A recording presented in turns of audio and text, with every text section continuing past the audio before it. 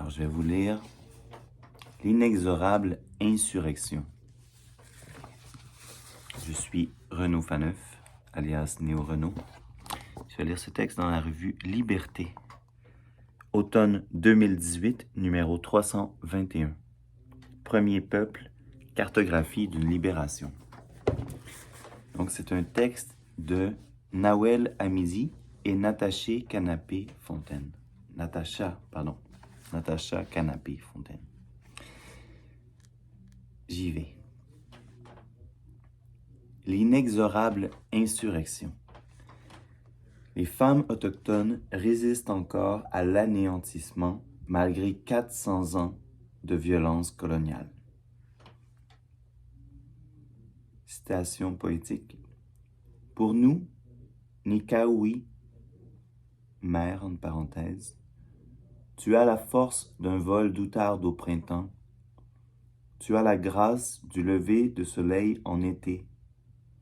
Tu as la beauté d'un arc-en-ciel après la pluie. Tu es la fraîcheur du souffle d'un enfant. Tu es la lumière qui passe au travers des nuages. Tu as tout donné pour que nous soyons une famille. Rita Mestokosho, née de la pluie et de la terre. De toute façon, c'était une prostituée. Tu sais, les femmes autochtones, c'est pour la plupart des alcooliques et des drogués. Ce n'est pas étonnant de les voir disparaître. Le viol, c'est dans la culture des Indiens. Tout ça, ce sont des citations, comme des entre guillemets. Ces propos ne sont pas tirés d'obscurs forums de discussion ou de commentaires anonymes laissés à la suite d'un article de journal, mais sont ceux de magistrats comme le juge Ted Maloney, celui-là même qui a réduit la peine des assassins de Pamela Jean Georges, une mère de 2 enfants de Winnipeg, qu'il considérait avant tout comme une prostituée, tuée parce qu'elle a refusé d'avoir des rapports sexuels avec ses assaillants. Ce genre de propos se glisse aussi dans les analyses de policiers qui, comme dans l'affaire Robert Pickton, n'estimaient pas que la fréquence alarmante de disparition de femmes dans le downtown Vancouver était une priorité. C'était avant que Pickton ne soit déclaré coupable en 2007 du meurtre de 26 femmes autochtones. La violence faite aux femmes des Premières Nations ne loge pas seulement dans les gestes perpétrés contre elles et les membres de leur famille, mais également dans le regard que la société pose sur chacune d'entre elles. Nous avons intériorisé cette violence au point où elle détermine aussi le regard que nous portons sur nous-mêmes. Or, cette violence ne nous appartient pas. Elle n'est pas le propre des femmes et des filles issues des premiers peuples. Il s'agit d'une séquelle et d'une production de l'histoire coloniale de ce pays, de cette province, et constitue les contre-coups d'un patriarcat eurocentriste reconduit de génération en génération. Cette violence coloniale et sexuelle est notre damnation à tous. Elle a mené à un génocide toujours en marche qui sert à asseoir la souveraineté de l'État sur des territoires violés. Les visages de la violence coloniale et sexuelle.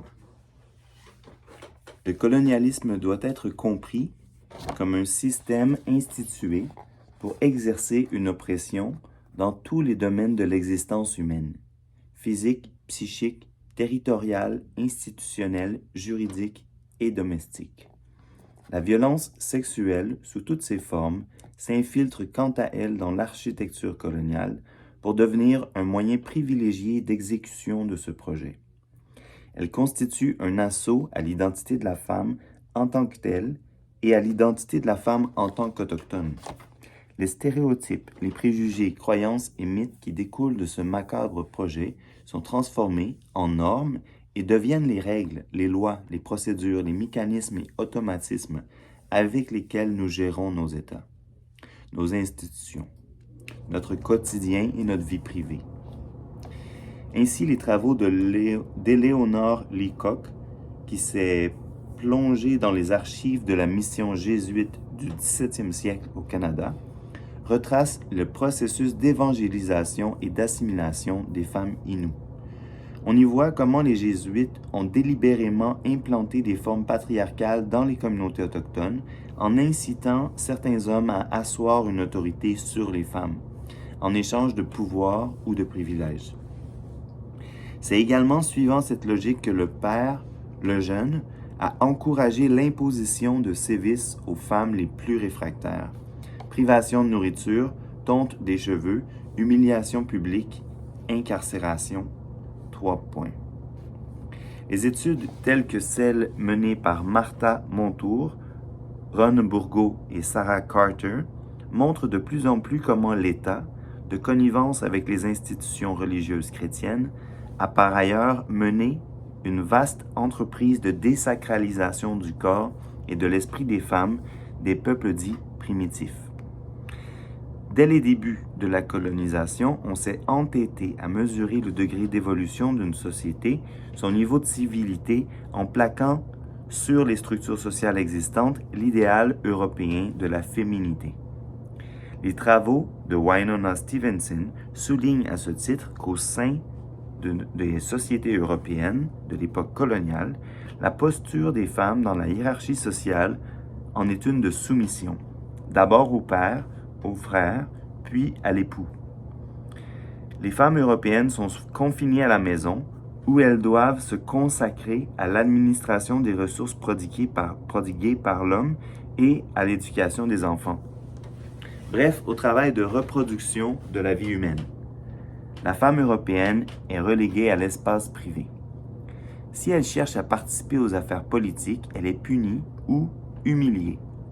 En effet, il est arrivé de voir pendant la période victorienne des femmes à qui on avait attaché la langue à un tronc d'arbre afin de les punir de s'être mêlées des affaires publiques. La femme européenne doit se conformer à un idéal de piété, de pureté, de domesticité et de désintéressement. Tout mode d'organisation de la vie sociale, s'écartant de cet idéal, sera frappé d'ignominie. On le qualifiera de sauvage, de licencieux, de crasseux, voire de satanique. Ainsi, l'indépendance économique, l'accès au contrôle des ressources et le droit d'exercer des pouvoirs politiques, de même que le contrôle de leur sexualité dont jouissaient par exemple les femmes issues des peuples Innu, Mi'kmaq ou Haudenosaunee, jurait avec l'idéal de société européenne et remettait dangereusement en question les asymétries de pouvoir entre les hommes et les femmes, présentées comme une marque de sophistication sur le vieux continent. Il a fallu battre en brèche cette soi-disant incivilité. L'imaginaire colonial a également contribué à transformer symboliquement les corps des peuples opprimés en objets malpropres, souillés par le péché originel. Pour Albert Cave et Robert Warrior, la colonisation des peuples autochtones d'Amérique, soutenue par le christianisme, se compare dans sa logique à l'extermination des Cananéens, présentés dans l'Ancien Testament comme des êtres sexuellement immoraux, indignes. En important cette conception pour la colonisation nord-américaine, on a pu repousser, jusque dans ses plus sordides retranchements, la justification de la violence coloniale et sexuelle faite au premier peuple. Suivant les travaux d'Andrea Smith, le corps des colonisés, et particulièrement le corps des femmes autochtones ou racialisées, est malpropre ou menaçant pour la morale et l'ordre établi. Ainsi, ce corps inférieur est de facto posé comme violable, en guillemets, sujet à toutes les perversités.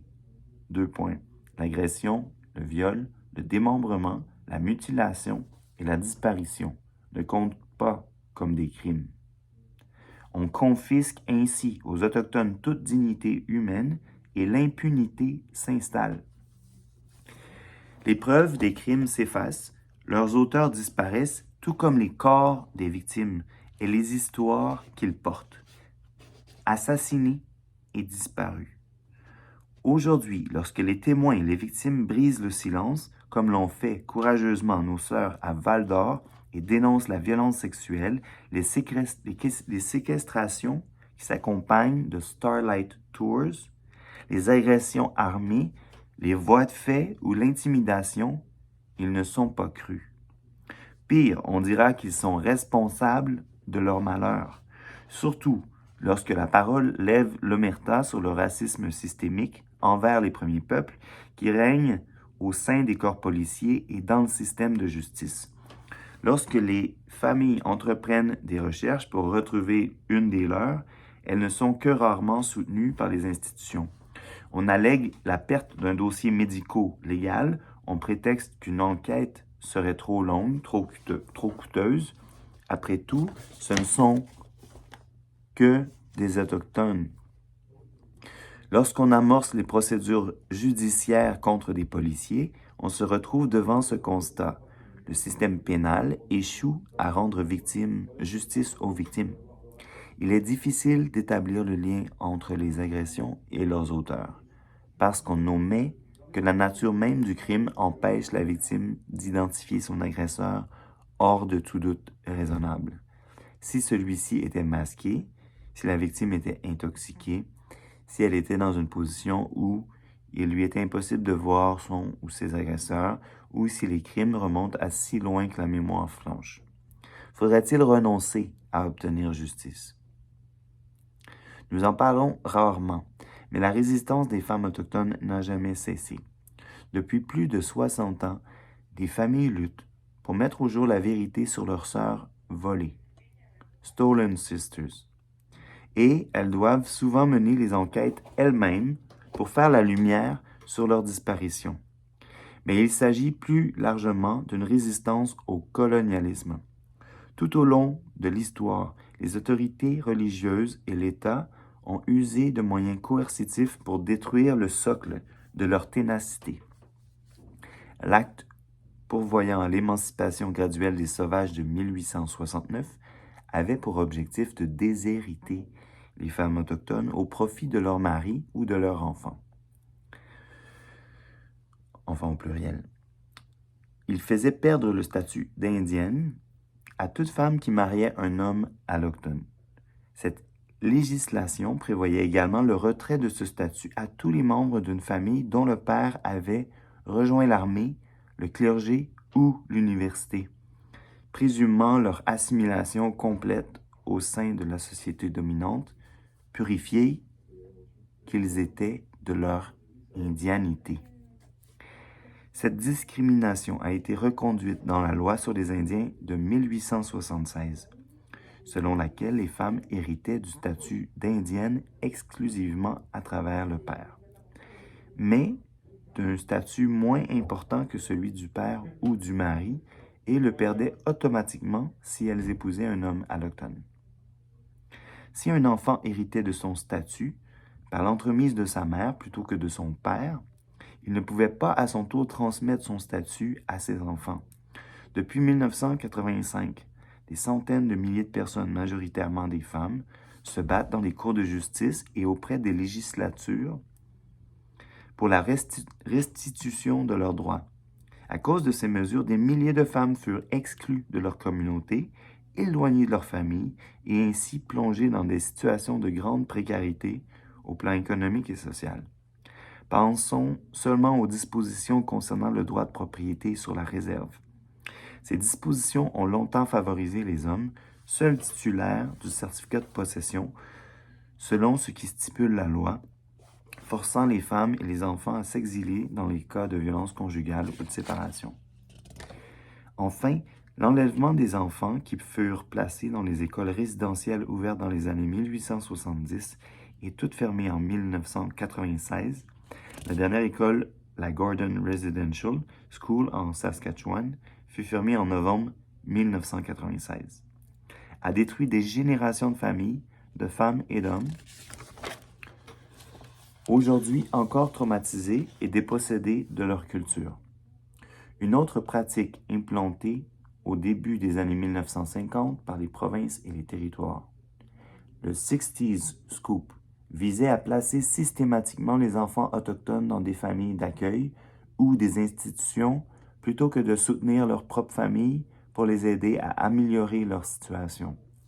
Les travaux de Cindy Blackstock ont démontré que les services sociaux dans les réserves continuent, aujourd'hui encore, de recevoir 38% moins de financement que ceux des provinces.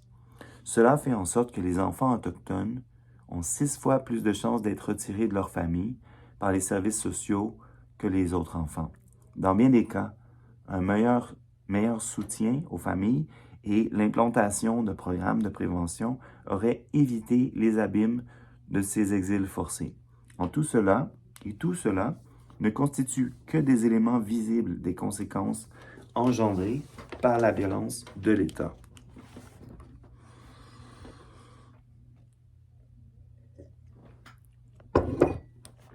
La face cachée du génocide. Quelques données sur les impacts actuels de la violence coloniale. En octobre 2016, le Centre pour la gouvernance autochtone de l'Université Ryerson a soumis un rapport au Comité des Nations unies pour l'élimination de la discrimination à l'égard des femmes. Ce rapport alarmant stipulait que le nombre de femmes autochtones incarcérées dans les prisons a augmenté de 83,7% entre 2003 et 2013. Les femmes autochtones représentaient 45% des femmes incarcérées dans les prisons à sécurité maximale et elles sont 2 fois plus susceptibles de souffrir de maladies mentales que les hommes incarcérés.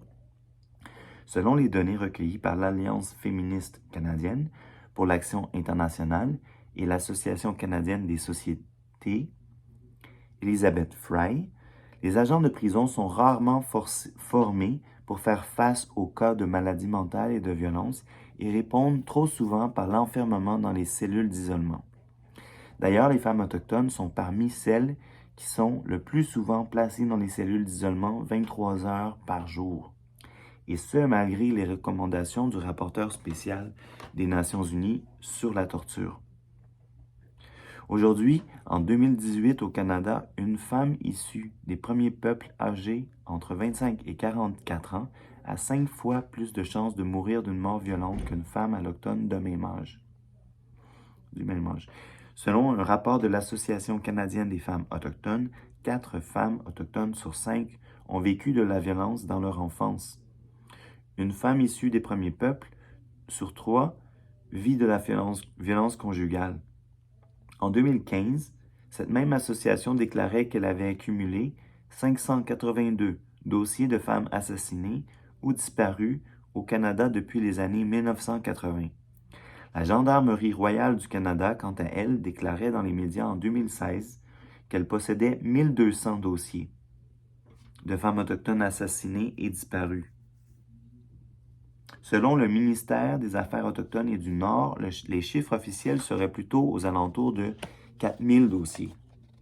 Officieusement, c'est-à-dire en considérant les meurtres et les disparitions qui n'ont pas été répertoriés, déclarés ou enregistrés, le nombre s'élèverait à plus de 8000 cas. Et ce nombre ne cesse de croître. La résistance toujours en marche.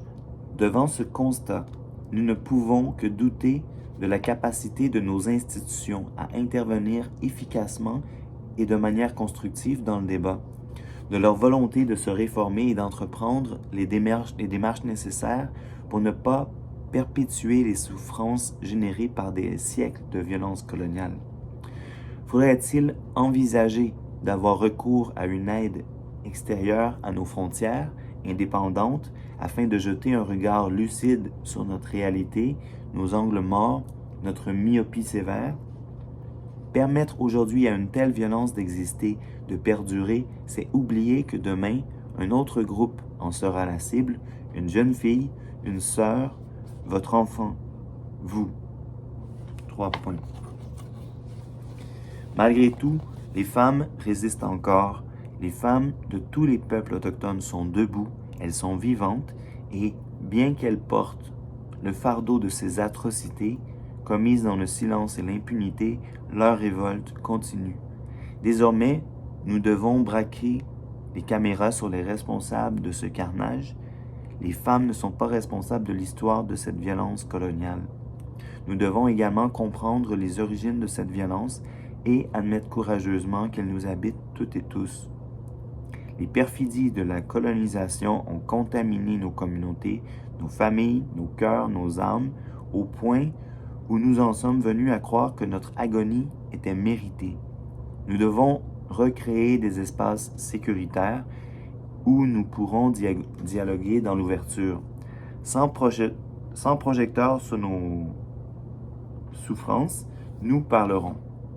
Et à la manière de ce qui nous fut enseigné, nous rétablirons la parole, la vérité, la solidarité comme instance de libération et de justice.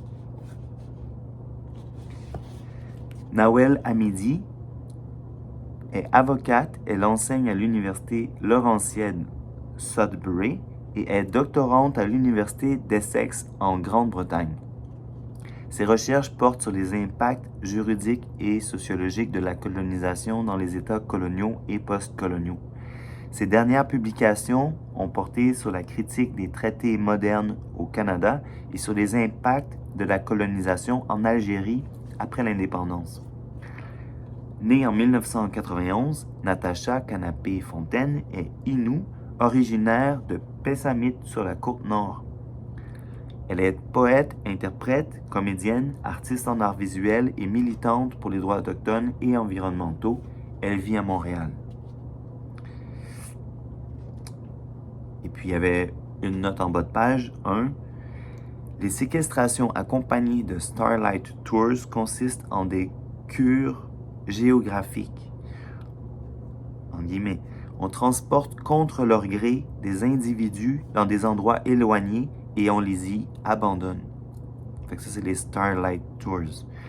Les personnes victimes de ces pratiques doivent retrouver leur chemin par elles-mêmes, marcher des kilomètres dans des conditions difficiles.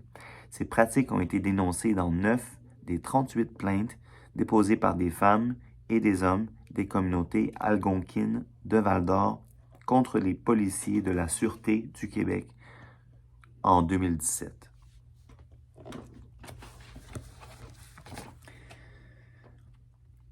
Alors, ça termine la lecture de cet article dans la revue Liberté. Je ne vais pas le commenter ici. Je vais simplement dire merci aux auteurs, aux autrices du texte pour ce partage. Puis, merci pour votre écoute. C'est un texte important comme tous les textes de la revue. Jusqu'ici, c'est vraiment une revue incroyable, dans le sens que incroyable, c'est pas le bon mot. Mais merci. Numéro 321, Liberté, automne 2018. À la revoyure.